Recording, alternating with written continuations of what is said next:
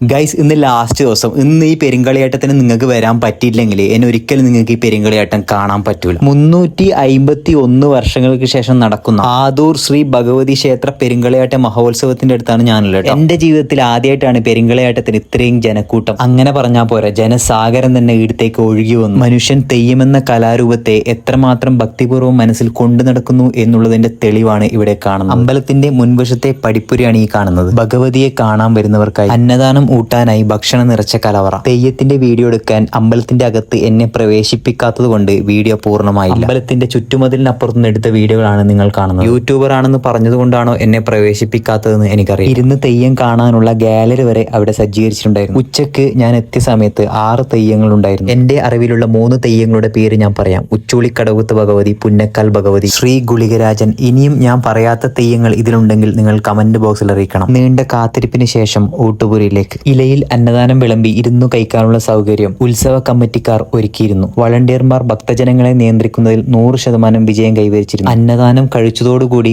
വയറ് മാത്രമല്ല, വളരെയധികം സന്തോഷം കൊണ്ട് മനസ്സും നിറഞ്ഞു.